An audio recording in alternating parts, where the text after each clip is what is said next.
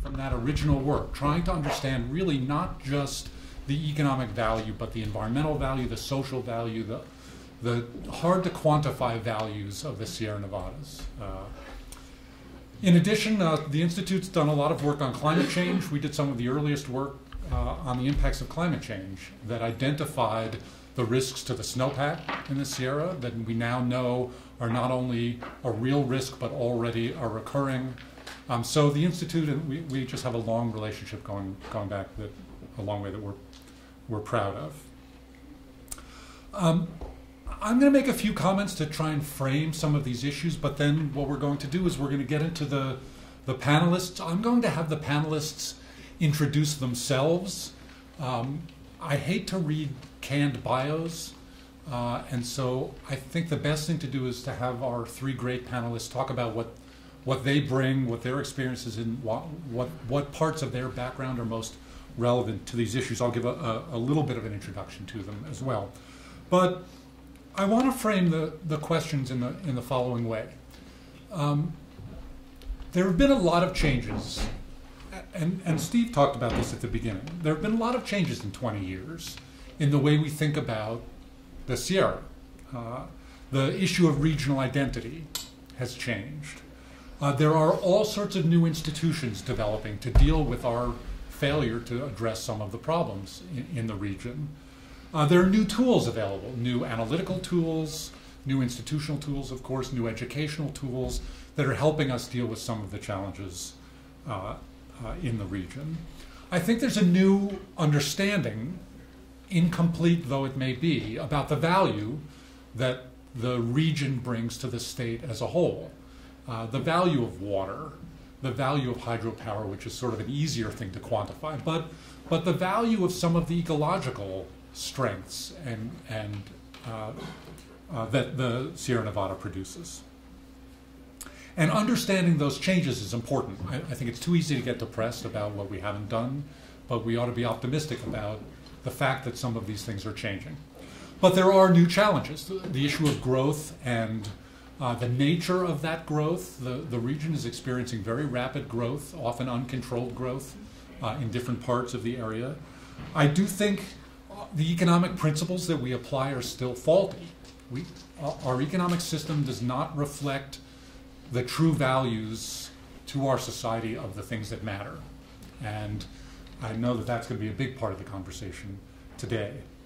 In particular, we have an incomplete understanding of the ecological values and the social values. Whereas we can put dollar values on all sorts of things, those dollar values may not reflect the true value to us as a society. And we have incomplete tools for managing the entire process. And part of the discussion today is about those values, about the intersection between economics and ecological values and social values, and the tools that perhaps we want to apply that we already have, or the tools that we need to develop to deal with those challenges. The panel is going to tackle some of these questions. We have Jeremy, who's going to talk a little bit at the beginning about environmental incentives, about accounting, about metrics. David Groves is the executive director of Private Capital for Public Good, and he'll describe, I hope, what that is, and talk about some of the tools that we have in the sense of case studies, paying for successful projects, how we do that kind of thing. And Jenny Casson is I guess her background is a securities lawyer, but she's now at a group that I think looks at innovative ways of developing and applying capital to deal with some of these issues. And they're each going to give a short 3 to 5 to 8 minute presentation. We're going to have some questions as a panel back and forth, and then we're going to have questions from the audience. And I'm just going to get out of the way right now. We're going to start with Jeremy, and then we'll go down the line. Thank you. Jeremy?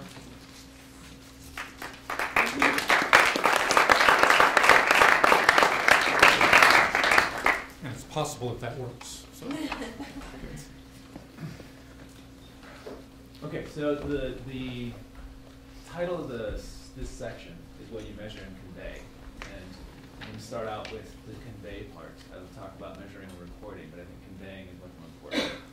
So I'm going to start with something many of you may share, which is having my own particular Sierra story, and you've got your own. So it starts, I'm about 10 years old, South Sierra, somewhere south of Eastside, somewhere south of Lee Vining. I wake up in the morning, and my dad's out of the tent. So I pull on my sweatshirt, and I climb out, and I grab my brown fishing pole, which is this one. And so it's the first time I'm going to go out to the stream by myself. And so I've got all that excitement of having doing something which I've done every part of it before, but I've never done it by myself. So I'm walking towards the stream and got that lit midsummer smell of that clean growth that comes from places where you have granite and conifers. And then there's that magic moment, which I still remark every time when you're approaching the stream. Your head and your eyes and your ears break the crest of the floodplain, and you see the stream. But more importantly, the stream goes from being in the background to kind of immersing you in its soundscape. So I go out. I have a recollection of casting the salmon egg into the stream, watching it flow over the rock in that kind of smooth laminar flow that goes over the rock and swirls around in the eddy, goes downstream. I don't know if I broke my line off on that cast or the next one or something like that, but I know that a couple of hours later, my dad tracked me down. He found my fishing pole somewhere on the bank, and he found me freezing, but totally oblivious because I was soaked to the knees and the elbows because I just have this thing which I still do, which is just really can't stand not touching that surface of the water as it goes over the rocks. So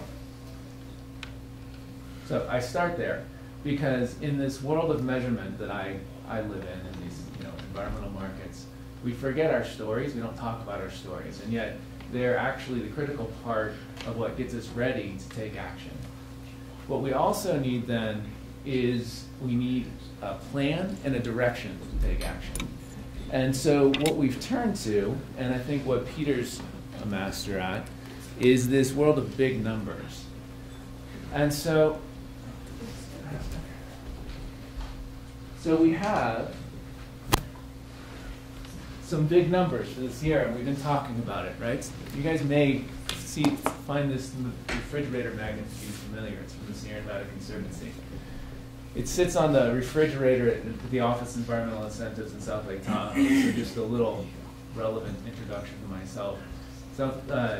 Environmental Incentives was started 10 years ago. We have 10 staff in South Lake Tahoe, an office in DC, and a new office in Colorado. So we're actually glad to be here as a Sierra business success story in that we have cultivated something here in Tahoe, actually, an approach to environmental accounting that I'll tell you about, that we now are exporting around the country and honestly around the world, and we're importing then the jobs and the revenue. So it is exciting, and yet it all starts sort of with this inspiration and then the big numbers, and then I'll get into what we specialize with, which takes off after this. So the big numbers you're familiar with, half of 2/3 of its water, dollar figures you've been hearing. These big numbers are important, and they give us the direction and sort of add to that inspiration to act. And I'll talk about then the personal experiences that I have and many of you have in Tahoe, and related to Tahoe's big numbers story. So this is Tahoe's version of big numbers. Over 30 years, Tahoe's lost a third of its clarity. And that, combined with the millions of people who have their own stories here, and some of the masterful work of people at TRPA and the other organizations in the basin, inspired $1.5 billion of investment from the federal government, California, Nevada, and local governments and individuals. So it's a huge opportunity.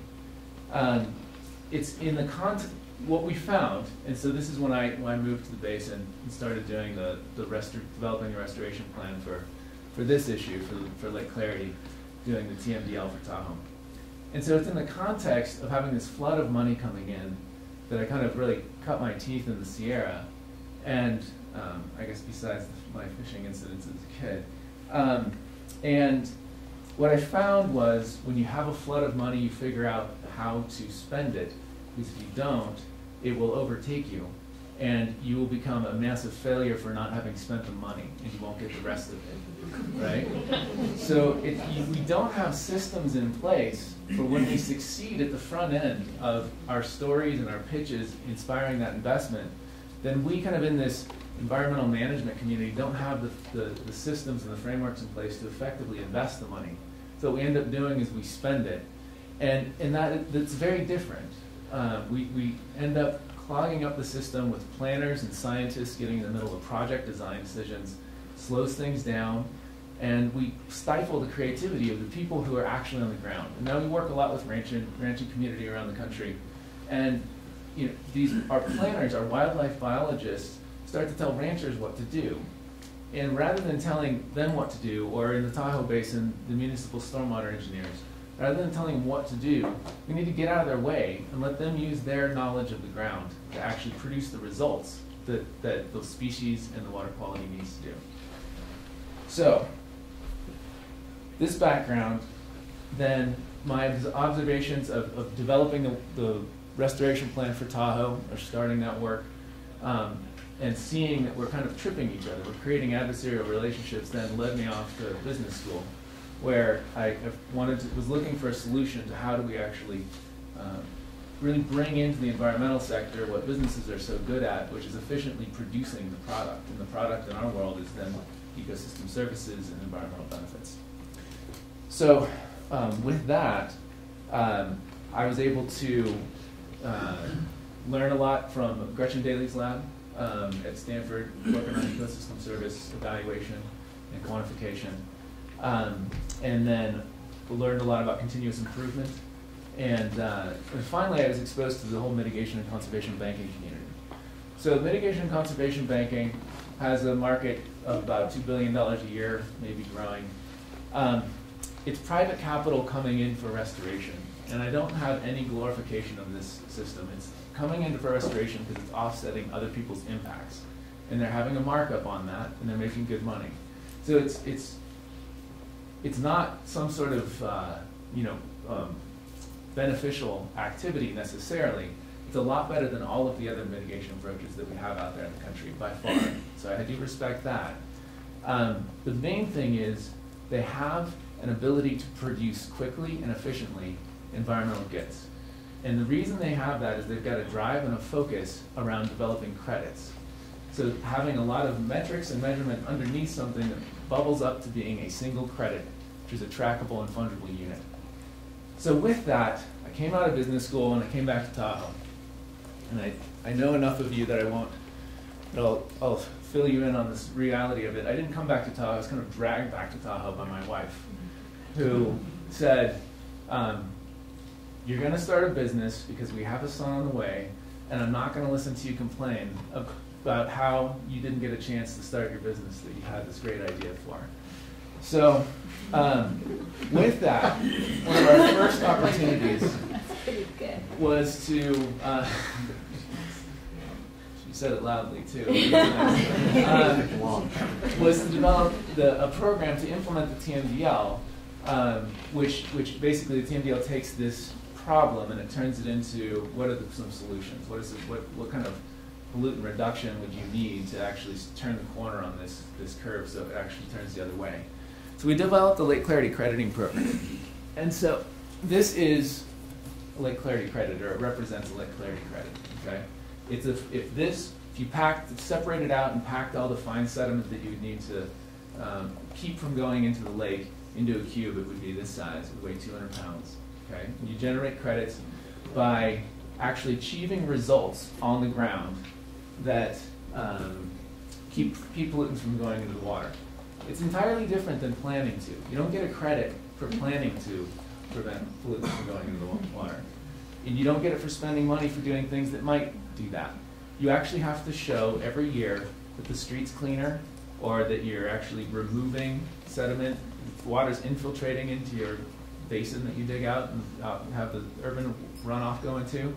So it makes the difference between a street sweeper operator who drives the path of what they're supposed to be planning to sweep, at 40 miles an hour and gets back for lunch, versus the one who actually uses it as a tool to improve water quality and makes it so that you have a clean stream and there's no sediment to go into the lake and reduce lake clarity. So it's with that we've really focused on connecting the individual action to these big picture goals and getting the regulators and the planners out of the way of actual on-the-ground implementation, but letting them connect to it by getting those credits that come up. The crediting program then, it's washed out, but takes then the pollution reduction goals, which we say by less pollutants, it's like less energy, you actually create these credits. And it puts it on a schedule for 15 years that if we achieve the goal in 15 years, we'll see the lake starting to improve in clarity. And so at each 5-year time step, we have a goal, a specific target for each of the municipalities around the basin. And so that goal, that little tiny hash line that you can see up at the top, it represents the goal. And then you can vaguely see this stacked bar, this bar trending upward. So the real data on this website will be populated over the next year for the municipalities as they try to achieve their first goal in 2016. The idea is, though, that each of these individual actions accumulate to an actual reduction in pollutants, and you can see that cumulatively related to each responsible entity over time. So we take that, and with that we have a few opportunities. We have the ability to have a trackable unit that people can get better at achieving. They actually can do adaptive management and learn and convey information quickly to each other about what they did to generate credits. It also then provides the basis for investors, private investors and public investors, to come in and say, what am I going to get if I invest? Okay? So you're going to get progress toward lake clarity. Okay, fine. I'm going to throw $1 billion or $1 million at that problem. What do I actually get in the end?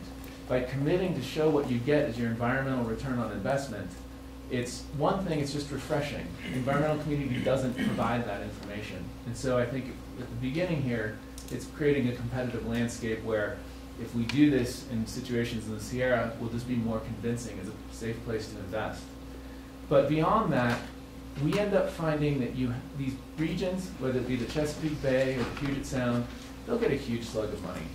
And then they'll spend it, and then they'll try to go back for more, and nobody knows what they got for the first round. So nobody's really that inspired to go and spend more.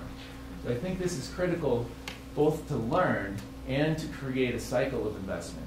So you deliver, you get the investment, you deliver what you promised, and then people are willing to invest more.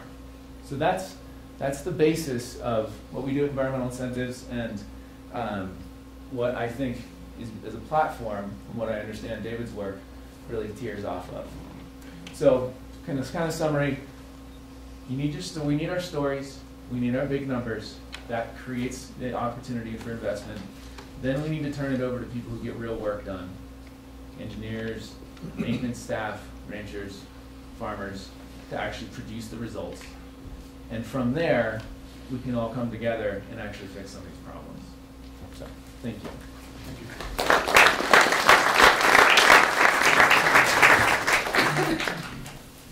David?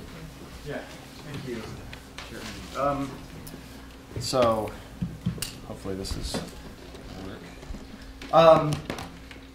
So I'm David Groves, Executive Director of Private Capital for Public Good, and if you haven't heard of us, it's because it's a tiny, brand new nonprofit based in Berkeley. And we just have one inaugural campaign so far, which is to create an environmental impact bond, the first ever environmental impact bond. And what it's going to do is, the goal is to have it finance forest restoration work or wildfire prevention work in the Mokelumne watershed, which, for those of you who don't know, the Mokelumne River in the upper watershed is about halfway between here and Yosemite, and the Mokelumne River flows westerly out into the California Central Valley and provides drinking water to about 1.3 million Californians in the San Francisco East Bay. So it's a pretty economically important watershed, but it also is sitting in a state of very high fire risk, unfortunately. So, so the question is, what's so special about an environmental impact bond? And basically what it does is it allows private investors, or I should say it incentivizes private investors to actually finance conservation programs, as opposed to them having to rely on government grants or philanthropic giving. And what this means is that conservation programs, natural resources-based programs, can have access to this enormous pool of global private capital that's out there. For those of you who don't know, probably many of you in the room do, though, that the amount of private capital out there is significantly larger than all of the public dollars and philanthropic dollars out there. About 15 times larger if you just look at state and federal spending, non-military discretionary state and federal spending, plus the entire $300 billion philanthropic sector. So pretty significant. So the question then becomes, how does it work? How does an environmental impact bond work? And it basically works on this principle, as our good friend Ben Franklin said many years ago, that an ounce of prevention is worth a pound of cure. The idea is that it's a lot cheaper to finance forest restoration work and wildfire prevention than it is to fight an out-of-control wildfire, rehabilitate the destroyed landscape, the burnt down structures and infrastructure. And the way it does this is because it's so much cheaper, the government doesn't have to pay for the suppression costs and all the remediation costs associated with fighting a wildfire. And so it monetizes the savings from not having to fight the wildfire, and it uses that as a source of revenue that it offers the investors on the back end a return. So that's how it incentivizes the investors to actually invest in this program. And this has actually been replicated from a social impact bond model, which basically does the same type of thing but for social interventions. And this being the first ever environmental impact bond would be the first attempt at doing this for a natural resources-based program. Another way to look at this this whole structure to frame it is that right now we're essentially financing, or we're borrowing from future wildfire prevention funds to pay for current wildfire suppression. And that's a vicious cycle that is only getting worse and worse over time. I know, we gotta have the animation. Oh yeah, that's right. There's just one more. So what this does is this flips this vicious cycle on its head. It flips the current wildfire financing system on its head, where now we'll be borrowing from future wildfire suppression to pay for current wildfire prevention. And as we know, as studies have shown us over and over again, that it's a lot cheaper to pay for the prevention, so it makes a lot more sense to do this, and then we use some of that revenue to offer investors a return on their capital. So then where we're at. So where we're at right now in the development of this project is, this is a feasibility study that Private Capital for Public Good did back in the spring. We were calling it a wildfire pay for success at the time. But basically what we did was we took the output from the McCallamy Watershed Cost Avoidance Analysis, which was this big, massive report that many of you have probably seen, done jointly by the Sierra Nevada Conservancy, the Nature Conservancy, and the Forest Service. We took all the outputs from that report, all the figures, plugged them into a financial model that we built, and then looked also at sort of the conceptual level to see if this thing would actually make sense to apply an environmental impact bond model for forest restoration in the McCallamy watershed. And we submitted this to the Department of the Treasury in response to a request for information that they released, sort of asking on how to spend $300 million in a pay for success incentive fund that the Obama administration put in their FY14 budget. And we submitted this to the Treasury Department, sort of expecting it to just go off into the ether of the federal government and that we'd never hear anything. And in just about 10 days, we got a call from the senior policy advisor at the White House saying, this is a really good idea. How can I help out? And so then we ended up, he has since put us in touch with the regional forester for Region 5, Randy Moore, who oversees all the national forests in California. And we've also briefed the senior climate change advisor at the Forest Service, who's very much on board, as well as special assistant to the Undersecretary of Agriculture, Robert Bonney, who oversees the Forest Service. And we've gotten a lot of very strong traction from folks very high up in the federal government. So it's been very exciting. And then now we're just basically, we want to get the federal government to sort of officially endorse this, which we anticipate will happen by the end of the year. And then we'll get them to sit down with some investors at a table to iron out the details. And then, just a few more things, environmental impact statement on the land, that type of stuff. So we anticipate being able to launch the first ever environmental impact bond in 2016. So roughly 18 months is the timeline if all goes sort of according to plan. So we're very excited about it. We think that this could be a model or a template that could then be replicated down the road, not just for forest restoration, but for other natural resources related projects, anything with sort of a preventative nature. So wetlands restoration as well, energy efficiency programs, stormwater infrastructure, a whole number of different programs could work with this environmental impact bond model if we can prove the concept with this forest restoration one. So with that, if anyone has any questions, or I guess we're going to do a Q&A after. And if we don't cover it in the Q&A, I'll be around all day. So certainly if you come find me. Thank you.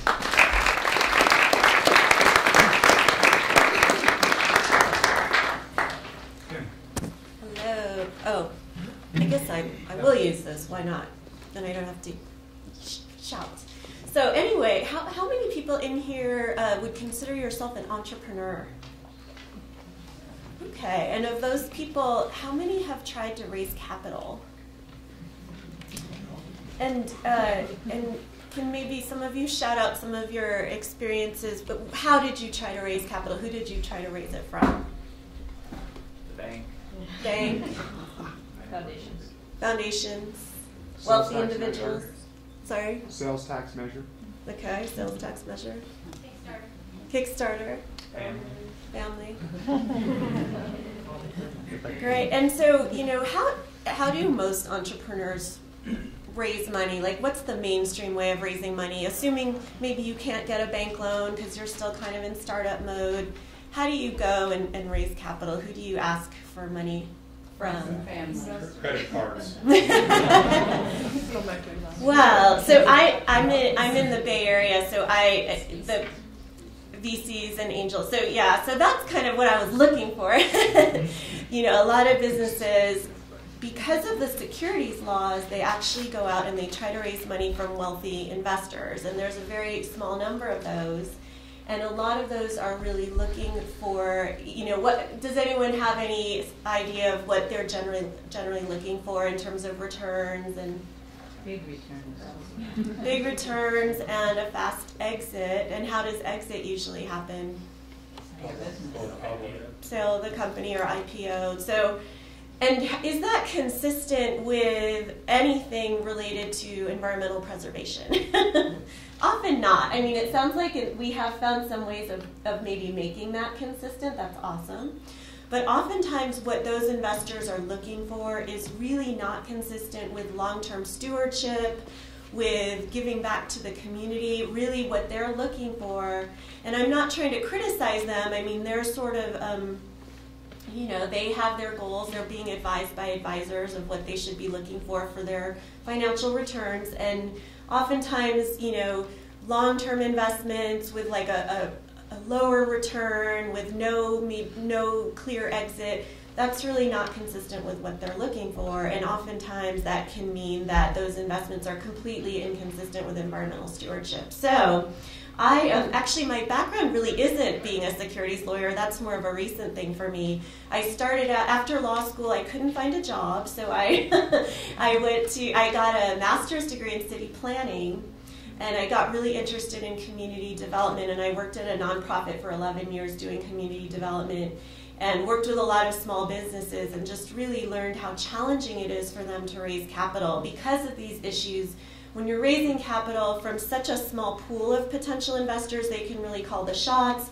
And what they're looking for, I would say, is really not consistent with 99.9% of investment opportunities out there. I mean, how many businesses are going to have that trajectory of a, what's the Minecraft or whatever, or, these things that get purchased by a Google or a Microsoft or whatever, and the investors make huge returns. So it's the investment market out there is just really not very good for so many small businesses, especially ones that have a mission to steward the environment or do something beyond just making really high returns for their investors.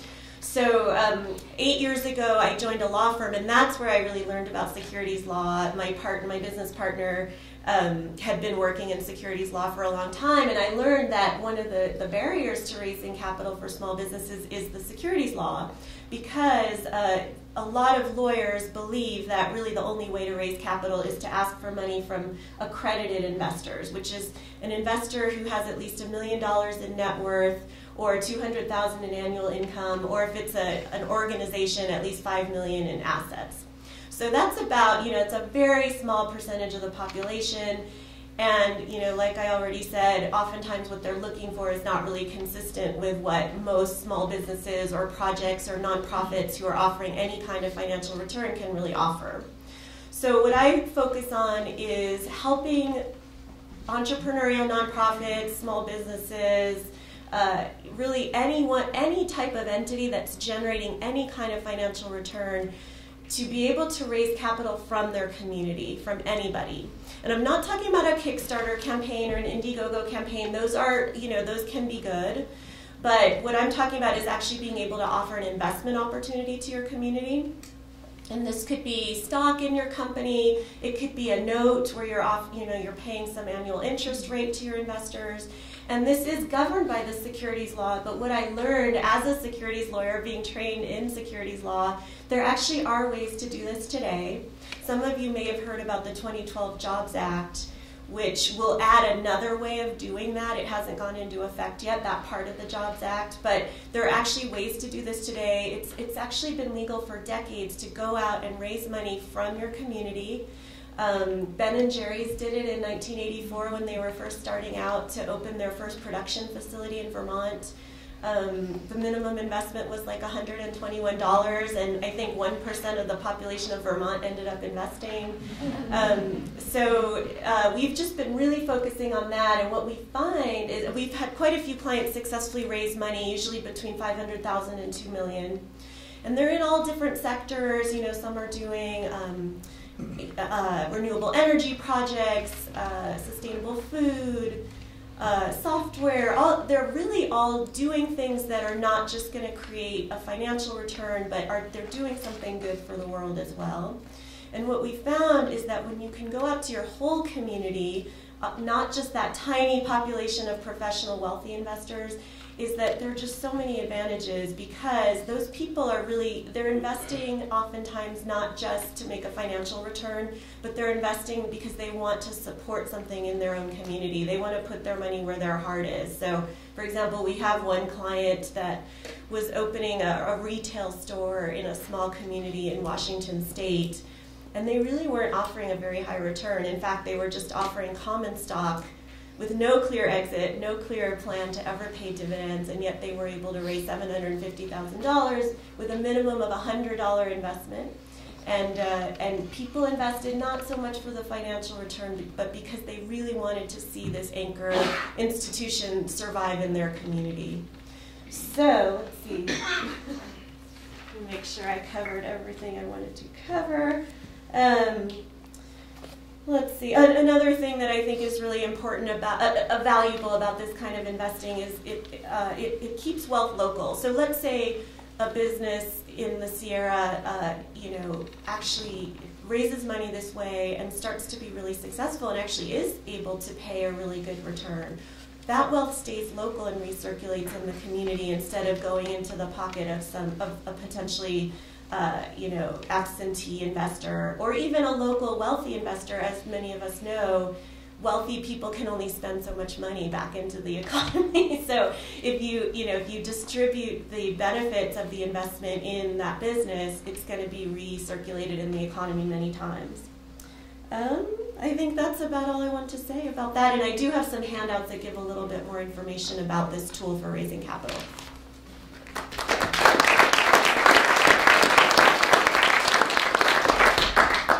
Okay, thank you. We are going to open up for questions in a minute, but I wanted to ask a couple of general questions to help frame this. I sort of see this morning session and the afternoon session as kind of similar. We're going to be talking about ecosystems and economic valuation. We're going to talk about tools. We're going to talk about institutions. So there's going to be a little bit of overlap. And one of the things I want to get out of the way first, yes, is the table. and push the power button off so that we can save whatever. Oh, good. Okay. Is this question of measurement? And maybe I'll start with a question for Jeremy and for David.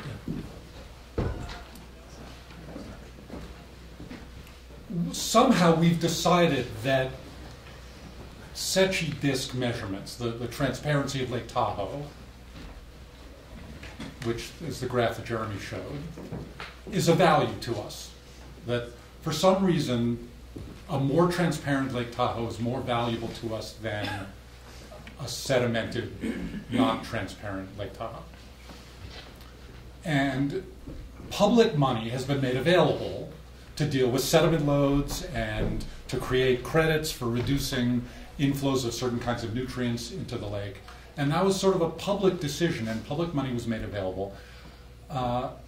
So my generic question is, and it's similar to the point that David raised, somehow we've decided that we know in our hearts that if we can spend money today that saves more money in the future by forest management or certain kinds of fire suppression practices, that's a good thing. But how do we measure that present benefit versus the future cost? How do we measure the public value versus the private investment question? So I really want to ask this question about metrics.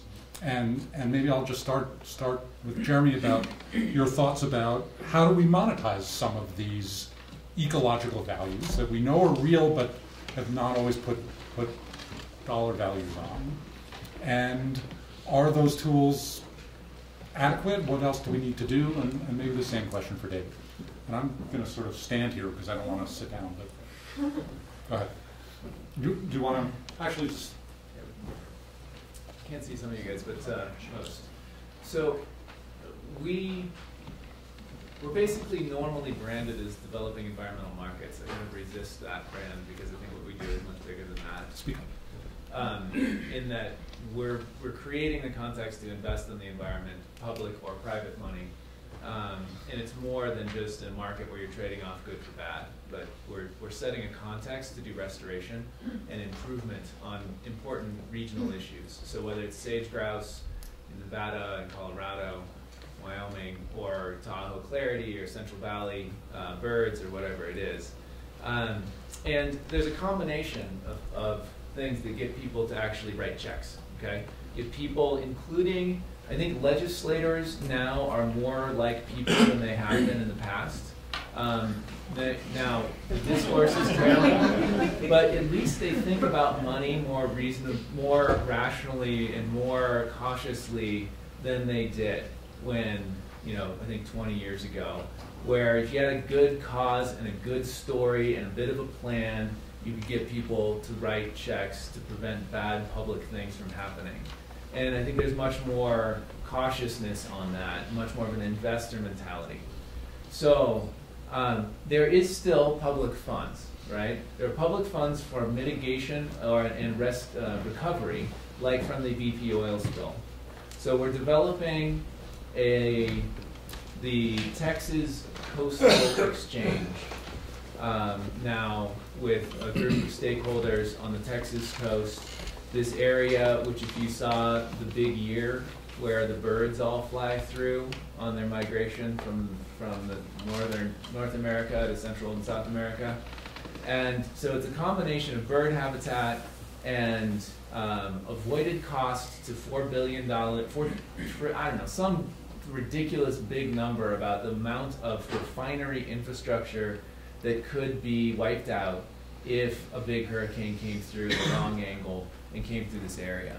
So it's increasing, they've tied then the potential to increase the friction on the landscape through having trees and cropland rather than allowing subsidence to happen and reducing the amount of friction that the water has to travel over when a hurricane comes.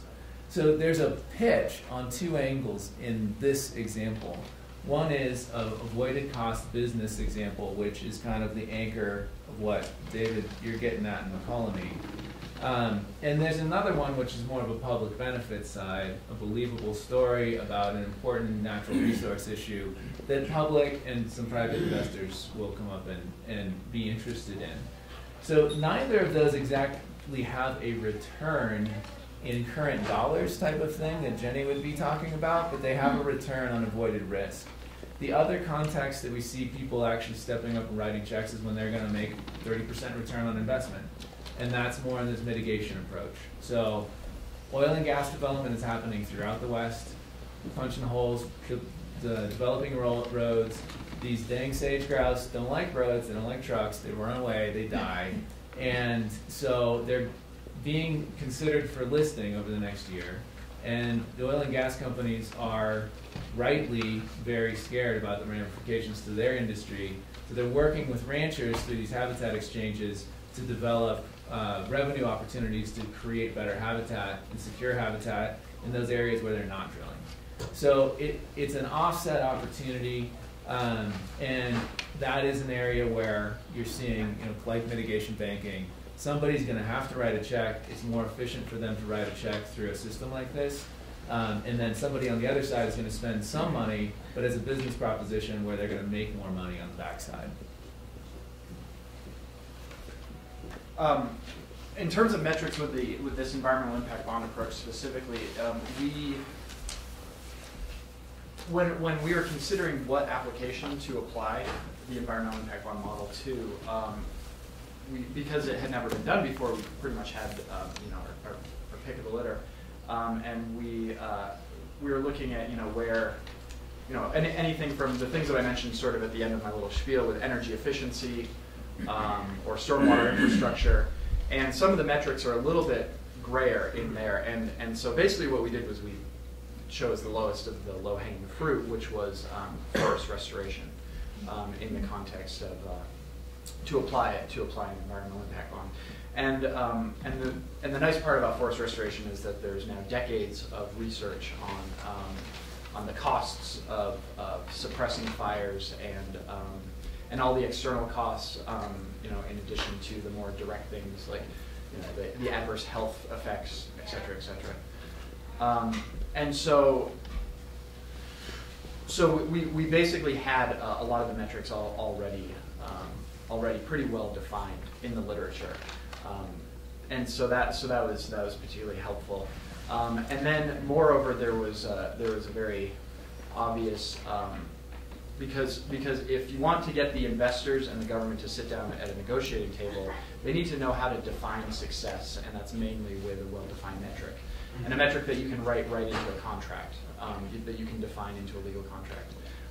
And we can do that with forest fire, fortunately. And there's even a pretty well agreed upon methodology for determining those metrics.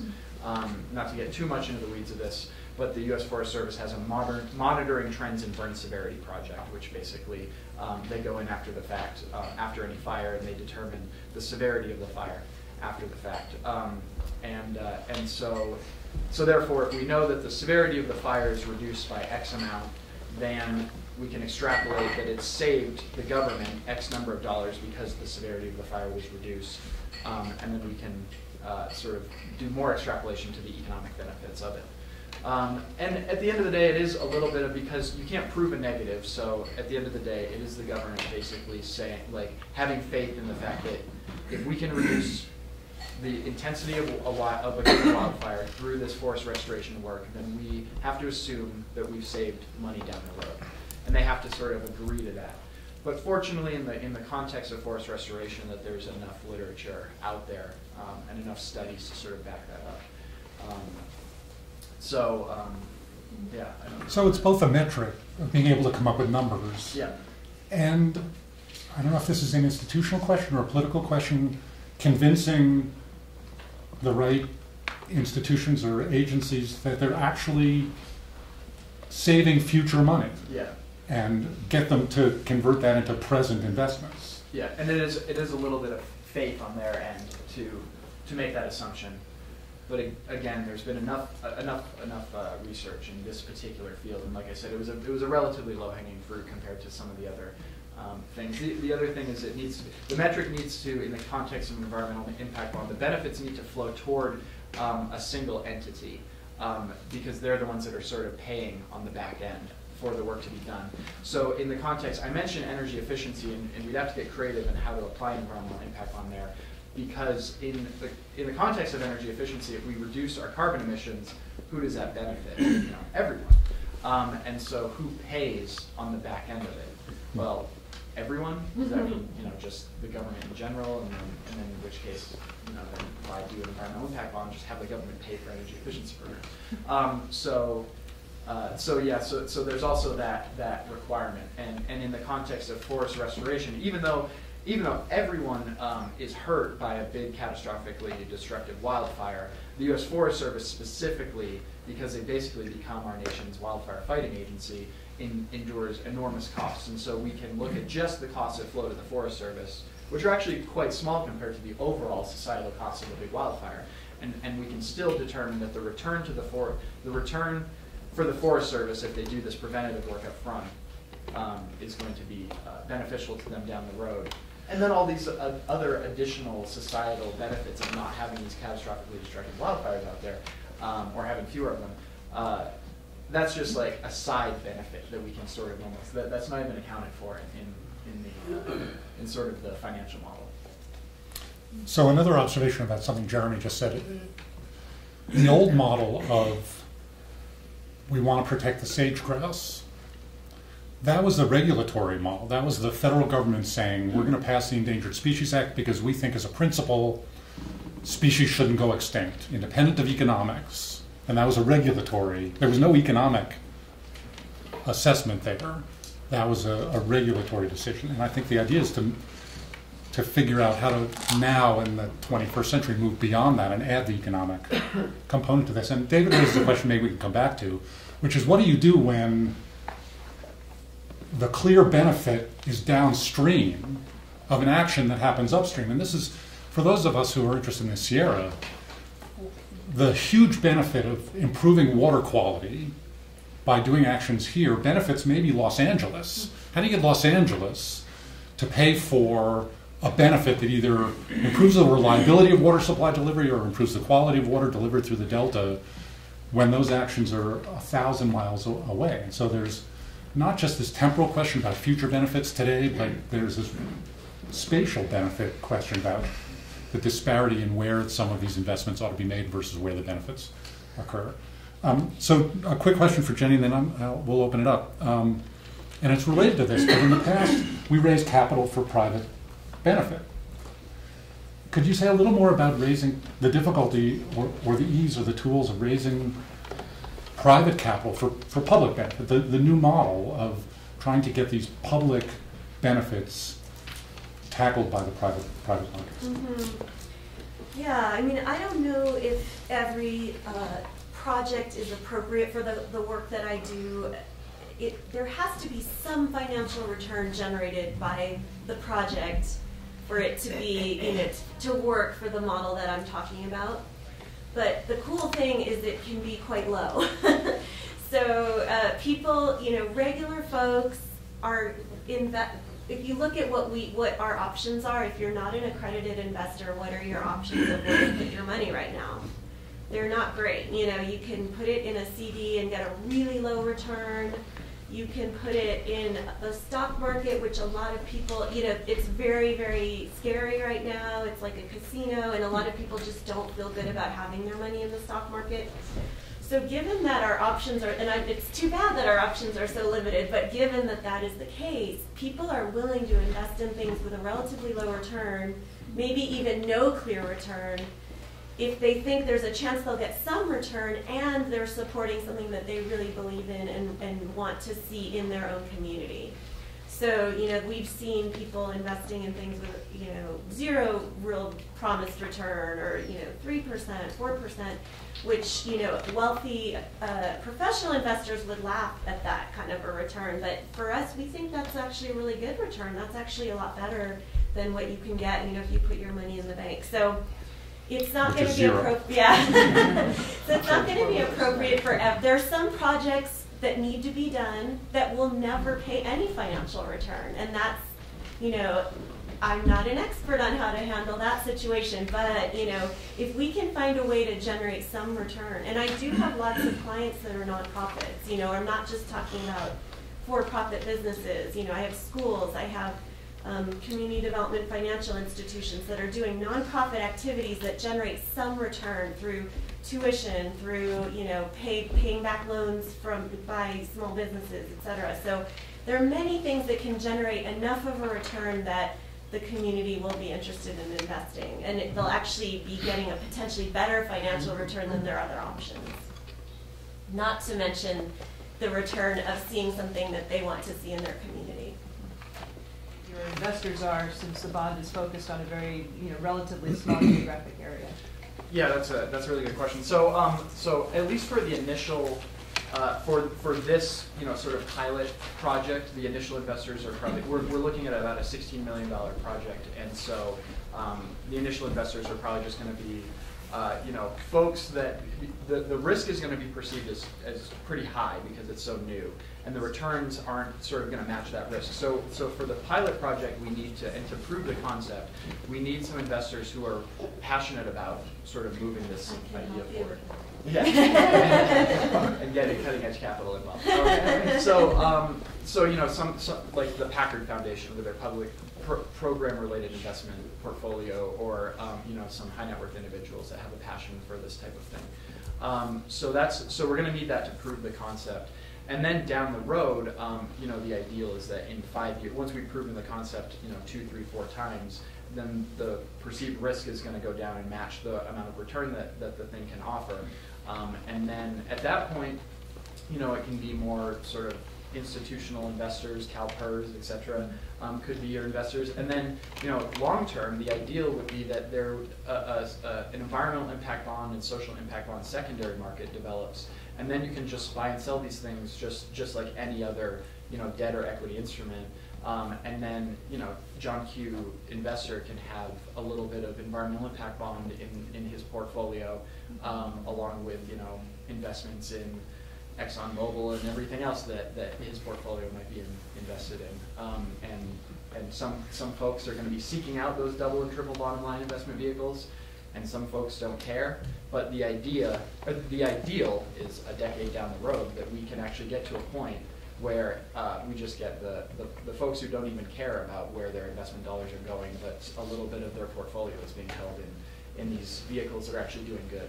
But the initial test case is going to be focused on a specific project in a specific place where you know the amount needed to implement the project. Exactly, yeah. It'll be in the McCollum watershed, and all the financials have been built specifically around the benefits to avoided catastrophic wildfires in the McCollum.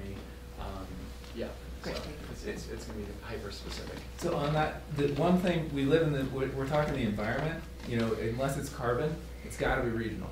So the fire risk reduction in McCollum is similar to what it's going to be in most places in the Sierra, but it's going to have to be tuned, right? And if you wanted to turn that into endangered species or something else, you really got to tune it, and that's one of the real tricks to efficiently do that. Not get hung up in science forever land, and but you'll really be able to make something that's really meaningful to that issue in that region. So I think tailoring to the individual who's going to be hurting if you don't take action, so who's going to pay in the end, and then making sure your metrics really practical and yet meaningful for that specific region is important. Yeah. Actually, I would just to add one more thing is that other investors, in addition to folks who are just passionate about this particular issue, going off of what Jeremy just said, is that other potential investors would be firms and organizations that carry a lot of wildfire risk in the McCollum watershed. They might be interested in transferring some of their wildfire risk into a financial risk by investing in environmental impact bond. So thinking about Sierra Pacific Industries, Pacific Gas and Electric, East Bay Mud, etc. They have a lot of assets in the McCollum watershed, which right now is in a state of very high fire risk. So they might be potential investors as well. I would also note, I'm sure you all know, there's a $7.5 billion water bond on the ballot in November. We're about to issue an analysis of the bond, but parts of that are written in theory to focus on public benefits, ecosystem restoration benefits of certain kinds of projects. And if that bond passes, how those monies are allocated and spent is going to be a big debate. But thinking about ensuring that the kinds of public benefits that I think we're talking about are addressed is going to be the institutional challenge. So we'll go here and then. Yeah, I'm Carl Bottom with SMG Consulting. We're a tourism economic consulting firm in Lake Tahoe, and I just want to thank you. It's a fabulous topic that needs to get a whole lot more airtime in a lot of communities. Jeremy mentioned our $1.5 billion effort in Lake Tahoe to get 30 feet of clarity. That's 50 million a foot. Okay? When you begin to frame that argument that way, and I'm totally for all the clarity we can get, but it becomes a very different discussion when you begin to look at the marginality of the investment. And nobody wants to do that because we're all talking out of a regulatory, old school, feel good sort of approach. And I feel we're on the precipice, because of funds have been cut off from the federal government, more and more of these tools are going to become sort of standard in making these analyses. The other point that Jeremy made that I want to reinforce, yesterday we had a first ever developer, planner focus group with developers who spend real money in Lake Tahoe to develop real projects with TRPA planners. And the one thing loud and clear from the developers was, don't change the environmental standard. We're good with that. But get out of the way so we can do it. You are killing us in process. And that's something we're going to have to work on. In fact, one of the projects was Edgewood. They spent $17 million in 10 years just to get to the point where they could start. And they said the project will never make money. It's a legacy project. Okay? And so I think that's going to be very key, that if the agencies want to see different outcomes, they are going to have to dig in and figure out different ways to do that, because they don't have the capital to bring the environmental changes anymore, given the reduction in federal spending. Last point on fire. One of the calculations that we think gets missed is the downstream impact of that fire. Both of these fires have had significant downstream impact in tourism, all the way through Lake Tahoe into the Carson Valley, and I don't think that gets captured in the analysis. I think that most of the analysis is site-specific in terms of, okay, Yosemite, we did this, and the timber burned is worth that, and retail sales were off, but there's a whole downstream calculation that we're looking at now. And when you look at the CAL FIRE stats and the number of fires that are happening, you know, this is not a one-time deal, and tourism destinations, or destinations that count on tourism revenue for survival, are going to have to deal with some real revenue impacts that I don't think are getting calculated in the site-specific sorts of analysis that are going on. Okay, so thank you. That wasn't really a question, but Carl raises this issue of really important questions about efficiency. When there's limited money, how do you choose the best things to invest in? And process. How do you make your processes efficient so that the improvements that you had money to try and improve actually happen? And maybe we can get some comments about that in a minute, but let me get another question. So I'm Bethany Jones. I helped Sierra Business Council put together this track. And one of the questions that emerged after hearing you guys talk, and then to Carrie's question, well, first a comment. So I was just at the SOCAP conference, which is a huge conference of investors that want to invest in something that has a financial and a social or environmental return. And one of the key takeaways is that there is so much more capital for social projects than there are projects to invest in. And so then listening to some of these, well, that was what some of the investors there seem to be saying. They want more projects with high returns and low risk and fast exits. So yeah, sorry. It's all getting, right, so this is exactly getting to my question. I mean, so whether we agree with that conclusion or disagree with that conclusion, that's part of it. But if that was the case, and there's these examples that Jeremy and David talked about, it's sort of easy to see the promise of these new social capital markets in addressing some of the problems that we've been struggling with for so long in the Sierra. And there's certainly a lot more buzz about it now than there was 20 years ago. And so what are some of the perils of that? What are some of the unintended consequences of attracting that type of money that we should be thinking about? And so that we're not just seeing it as the next panacea for all of our problems. So those are the two questions. Somebody? I don't know if this is a peril, but it might be, and it's something that you were sort of speaking to a little bit before about becoming almost too reliant on them. Really, at the end of the day, my humble take on this is that we can really only apply, sort of the capitalist system, i.e., financial returns and all that type of stuff, money-making ventures, to things that we can basically measure effectively and where there's a revenue stream that can be generated. And at the end of the day, there are just some things that we can't, there's just not revenue. They're great projects to do. They need to be done for a healthy society, healthy ecosystems, et cetera. But either the revenue stream is difficult to track or it's difficult to figure out who benefits directly.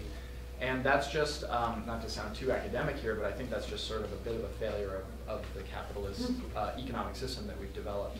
And that's where, the more sort of pure regulatory command and control regulations come in. If we were waiting to figure out what is the economic benefit of a single polar bear or a single, silvery minnow or spotted owl or something like that, then the Endangered Species Act would never get passed.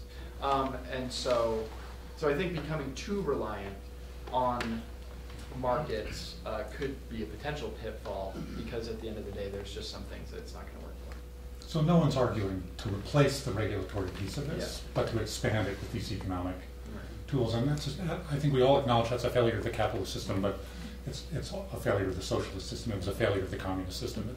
The truth is, it's a failure of our political systems to figure out.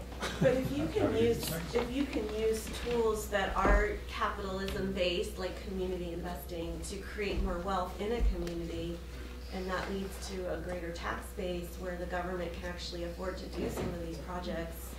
It's an indirect way of using the capitalist system to allow us to do projects that don't generate revenue. Which is kind of a long way around, but it's good. It's right. I would say that there's just a way. The capitalist system seems to regulate itself mostly, in the sense that yes, you'll get bubbles, and so there'll be all this money going into, restoration projects someday. There'll be a restoration bubble, and then a bunch of people will lose money, and I won't cry too much for them. So it's we've done it, property and whatever. Won't go into my house, but the big thing I think is going to benefit is if we can get David's experiment to work. What we can do is turn the water bond around so that we get the private money to come in first, deliver the product that is needed efficiently, and then the government come in with their money and actually pay for the product, rather than sort of the process to figure out what to do with the money and then figure out what kind of projects might be done and then negotiate with the community about what kind of is going to happen here and there. And, so we have such an inefficient system, and we have such an ability to create much more benefit from what we do on a project by project basis, that I see some institutional capital coming in to raise the intelligence level, or just the inspiration level and the get it done level, and that's where we're going to get huge benefits by this. Less so the actual dollars, which are more just lubricating the system. They're not really adding money to the net system, because they wouldn't be there if they weren't going to pull that money plus some right back out. I'm going to take two at a time, and because there are a lot of people who want to ask questions. But Nancy, and then over here. Okay, Nancy Gibson, Forest Service. To the experiment that David has mentioned, as you're gaming out the potential benefits of that, have you also gamed out shared risk? And by that I mean, in the bell curve that is collaboration, there are people on one side very supportive, and there are people that are not so supportive. And a lot of my federal dollars, which are finite, go as much to the non-supporters in litigation, and that robs my pot of what I can do in restoration. And restoration also, I think, needs definition, because forest management to me has restoration components but I get litigated on them just because they're forest management. So how do you share that risk in this model? Yeah, that's a really good point. And aside from just basically sort of stakeholder engagement and getting, you know, those organizations that might throw up roadblocks down the road in the context of like a NEPA challenge or something like that, to just get them on board as early as possible. But I don't know how this model is going to necessarily help us move beyond, you know, just the standard NEPA challenges that any restoration project is going to garner. But in terms of shared risk, one thing that I didn't get a chance to get to in just the 5 minutes that I had earlier is that one nice part about this environmental impact bond model and copying the social impact bond model is what it's a risk transfer as well. It's a pay for success vehicle, which basically means that the government only pays the investors back if the restoration work in the forest actually reduces catastrophic wildfire in the treated area. So the part that I left out of the model is that there's an independent evaluator that after the restoration work happens and then a fire occurs, and an independent evaluator goes in and does that sort of the after the fact evaluation to make sure that the work actually did what it was intended to do, and therefore the government actually saved the money that it was supposed to have saved. If it does work, the evaluator gives the government the thumbs up, the Forest Service, they pay the investors back. If not, then the government does not to pay the investors back. And so basically, what it does is this privatizes the financial risk while keeping the public social environmental benefits, or while keeping the benefits public, if that makes sense. So that doesn't quite answer. That's a little bit tangential to your original question about, you know, litigation challenges and stuff, but I thought it was worth mentioning. Thank you. Yes, and then. Thank you. Dave Bredinger, General Manager, Placer County Water Agency. You're here in Placer County on the East Slope. If you were here just 2 weeks ago, you would see a massive amount of air pollution from the King Fire. When we have these mega fires, they really do impact us locally for a long time. And air quality and others that like it could have been mitigated in advance with proper attentiveness to biomass plants, make energy out of that, move it in the area. Certain areas it's tougher to get to, very deep canyons. But many times the regulatory ability is not there. So well-attended county, like Placer County, our colleagues there have tried many times to get things located. It's proven to be tough. And I think that's an element that needs to be looked at. But on the other side, when our watersheds become like toast, we live with it a lot longer than worrying about whether LA gets a little pure water or not. Let me tell you right now, the King Fire is probably the biggest mega fire in the Sierra. It was 98,000 acres. That's 152 square miles. Think of that. It's pretty big. Most of the Rubicon River below Hellhole Dam, which is one of our dams, French Meadows and other, fire blew that far. In fact, it went right over here. You land over in that area. It shows you exactly the line of sight of the air quality concerns that happened here for a long time. We now are going to be living with all that debris coming from 18 miles of a totally toasted Rubicon watershed down to Ralston Afterbay, a key part of our Middle Fork American River project. All kinds of debris over the next many years. We're prepared to figure out how to take all that out. We've done it before with the collaboration with the Forest Service, both Tahoe and El Dorado National Forest. Our problem is the one that we just heard from the forester. Others sue us.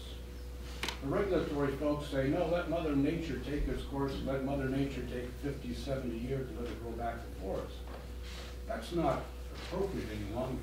And we've got to find a way that if it's okay to put out a fire by flying airplanes over it and going in and putting tractor marks on the landscape to try to find a way to stop the fire, but it ought to be okay for PCWA in collaboration with the Forest Service to get into Ralston, take out the rubbles and the rocks and the other rubble that's there in a fairly quick time, just as if, which it is, an emergency to us. What I know in the past, it's taken many years to be able to get those permits properly done. Even when we've taken that same material and put it below the dam so it can migrate back in, provide the necessary things for the fish downstream, it still has had its detractors. We've got to all find a way through the Sierra Business Council and other organizations how we all get along better together who are here in the Sierra. And yes, the vast amount of the true water goes elsewhere, but in Placer County, 120,000 acre-feet is captured for our county's water supply, as well as water off the Huber for Nevada County and Placer County. So many times, it's only the dams that are right on the edge of the Central Valley that are federal or state, like Oroville or Shasta or Folsom. Almost all the other dams, including the McCollum, are by locals who have put up their own money here in Northern California, not in the heart of the Sierra, to make sure we have a water supply. So I can really kind of using this to say I really appreciate the thinking that David's outlined and others to lighten things up. We got to find something better than no is the only answer for those of us left in the Sierra. Thank you. So this is a great example of not just the issues, but the overlap with the afternoon session when we're going to talk about what do we need to do, how do we develop projects, how do we develop the institutions. It's not just the metrics, it's not just the accounting system, it's not just the questions about financial capital. So thank you for that. Yeah. I have a question. I'm Karen Clevin from the Feather River Land Trust. I'm the development director there. But I had a question for Jenny about community investing specifically. And living in a small town, very small town, Quincy, which is about a population of about 5,000. So it looks like your caps for working with people for community investments is pretty high. So I'm wondering, is there availability to work with you on developing some kind of community investment that's a little bit lower, like $100,000? Mm-hmm. Yeah, I mean, usually people we work with are raising maybe $300,000 minimum because there is I didn't mention this part, the downside of raising money this way. You do have to go through a regulatory process with the state government. So the effort involved it makes the cost such that you probably would want to be raising a few $100,000 minimum to justify it. But another thing I didn't mention is that if you're in a community where you want to do community investing, you kind of have a couple options. One is you could help a whole bunch of your local entrepreneurs raise capital this way. Another option is actually to create a community investment fund that can raise capital from the whole community and then turn around and invest in the small businesses in the community. So we have a client in Mendocino right now that's been around for a while. It's called the Economic Development and Financing Corporation, and they're doing that. So they're raising money using this direct public offering tool from the community, and then they're going to invest that in small businesses in Mendocino. So that way it really makes it a lot more efficient because you're just doing one direct public offering, one regulatory process, but all the entrepreneurs in the community can benefit. So again, maybe this is something we can continue to talk about in the afternoon, but is there a standard model for developing these kinds of community funds? Should all the Sierra communities be developing similar kinds of funds? Yes, definitely. We're finding more and more, we're having more and more clients doing this. We have another one in Western Massachusetts. We have one in Montana. And a while ago, we actually were funded by a couple of foundations to write a handbook on kind of how to plan something like that. So I'm happy to share the link to that with anyone who wants to look into doing that. It does really need to be a nonprofit that does it because of some regulatory issues. If a for-profit creates a fund, it's much more highly regulated and it's really tricky for it to raise money from the community. But if it's a nonprofit, it's fairly simple. And that can be really bring kind of a intellectual component to the community too.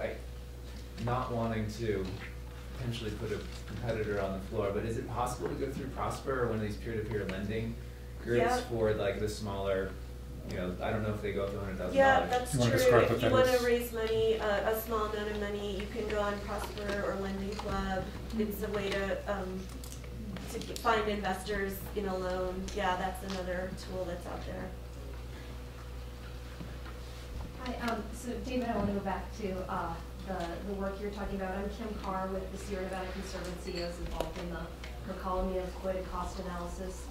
And even though that analysis found there's a 2 to 3 times savings reducing fire risk investing on the front end, it's not enough, right? So we're talking to water districts and hydropower companies with large assets in the watershed. That's just simply not enough to get them to invest. So putting a mechanism in place where there's a return on the investment is very appealing. But it sounds like the specific metric you're talking about is measuring actively reducing fire severity. So you would presumably measure that post-fire? Yeah, you could do that basically with high-res satellite imagery through that Monitoring Trends and Burn Severity project, which is their methodology.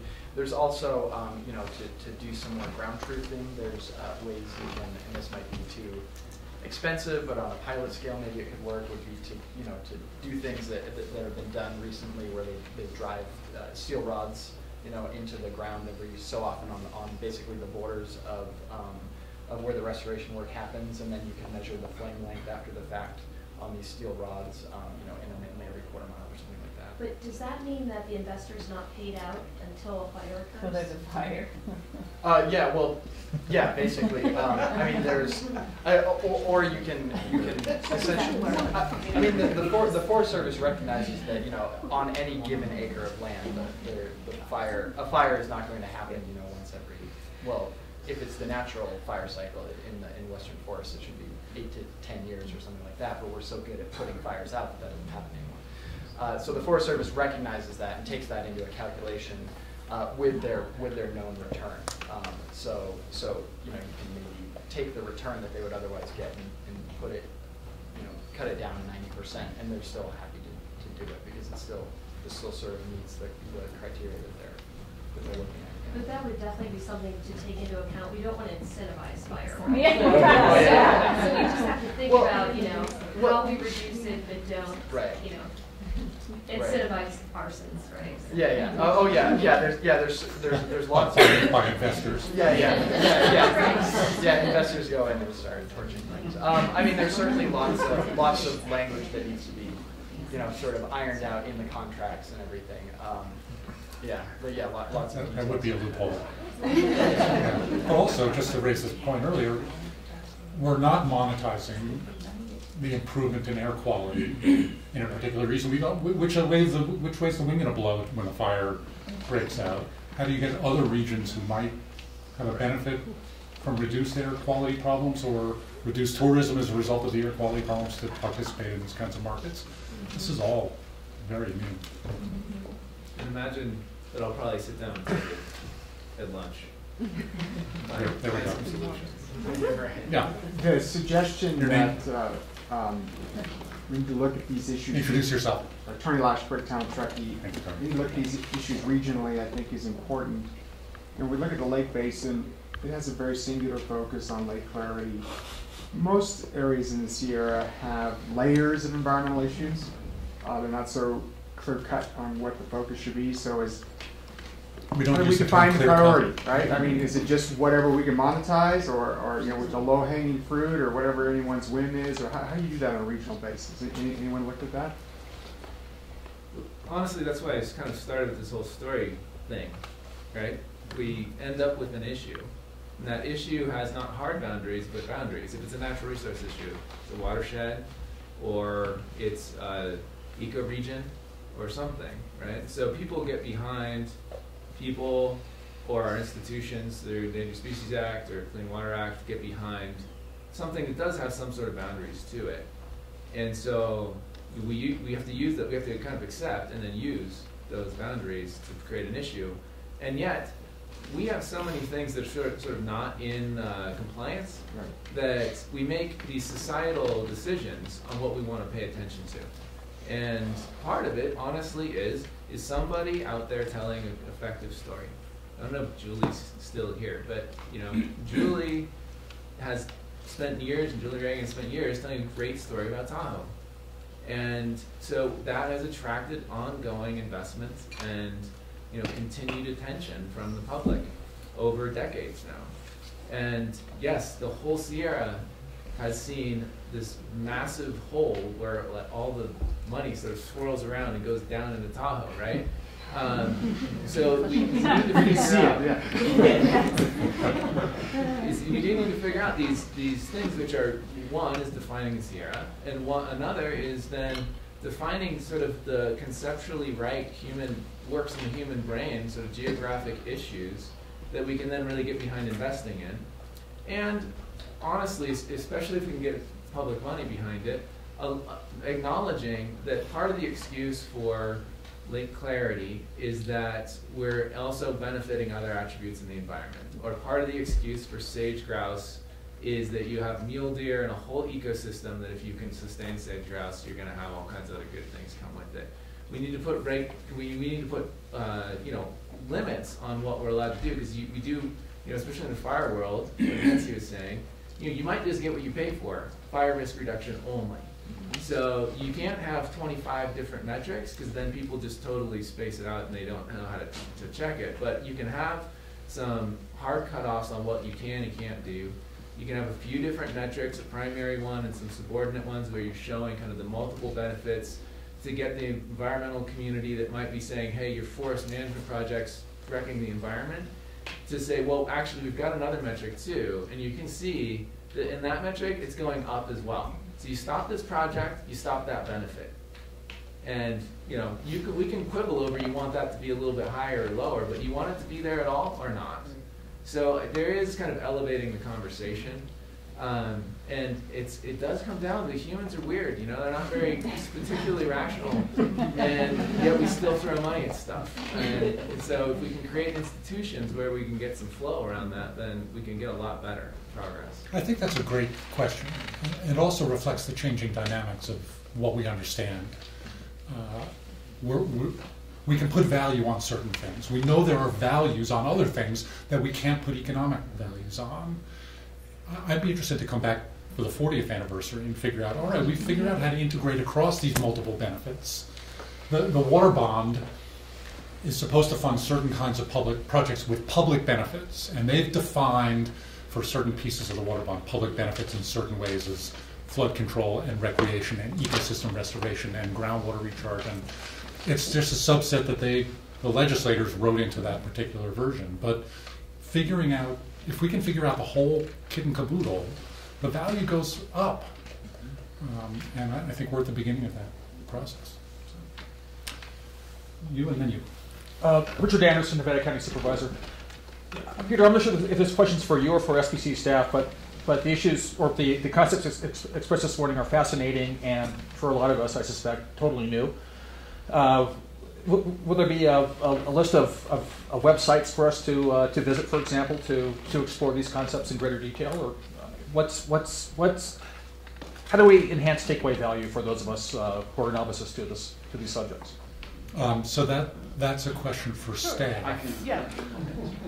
Is there someone who can answer? Yeah, I can answer that, Richard. I'm Greg Jones, Vice President of SBC. The whole Friday afternoon concept of our CAMP, Strategy, Climate Adaptation, Mitigation Partnership, is to be an ongoing conversation from now until whenever on these issues, and try to educate and bring people up to speed and bring people around and talking about these types of issues, not just in a room here and we have a finite time, but multiple locations. So I can't say whether we're going to have website listings and stuff like that, but the camp, being part of that camp partnership and opportunity is a great way to continue to ask the questions and find out more. So these are enormous issues. They're science questions, they're policy questions, there are lots of resources. Given the regional nature of this, I would start with the Sierra Business Council and push on them to try and be a integrator of some of these things and then move on from there. And also, Peter, if anybody is still here Friday afternoon, I would strongly encourage you to come to the camp workshop from 12:45 to 2:45, because we will be talking about this. We'll be previewing a website that is being developed for the camp project where individuals eventually will be able to come in and add information that you would then have access to. So if anybody wants to talk more about this, if you have ideas about how SBC can help you achieve some of the things you're hearing today, please do come Friday afternoon if possible. If you can't stay for Friday afternoon, let any of the staff know, me especially, and we'll be sure to get you on a list for follow-up, because there will be a lot of communication after the conference. And we will continue the conversation in the afternoon session as well. Can I just add a slightly more direct response? I would just say the conference website and program with their bios and their websites, these three people, they have just enormous resources. Like Jenny has Cutting Edge X, this whole exchange of of projects that investors can invest in, and they just have so much information, and that's just a really good place to start for more to dig deeper. But I'm also aware there's enormous expertise in this room that, frankly, probably any of you could be on this panel, and I recognize that. So during the breakouts, talk among yourselves too. But we'll take one more, and then I want us to stop on time and let you go to the next thing. This question's for Jenny. I'm Janine Windishausen, Placer County Treasurer, and I manage our PACE program. I'm just curious about how you market these investments locally. You know, do you put a public notice or advertisement in the newspaper? Do you go to the Rotary Club? How do you approach investors in these small communities? You can do whatever you want. Totally up to you. Whatever you think is most effective. We do have that listing site that Bethany mentioned, cuttingedgex.com, where we list them. But yeah, you can host events, you can go to events, you can do, a lot of times PR can be really effective, social media, website, etc. Okay, so it's 11:45. I like to stop on time. We could go on and on and on, and we can go on a little bit in the afternoon. Talk to everybody. Talk to somebody you don't know at the breakout and at lunch. Sit down with somebody you don't know, because you'll find it's worthwhile. But for now, let me thank our panelists for the conversation and thank all of you for your questions.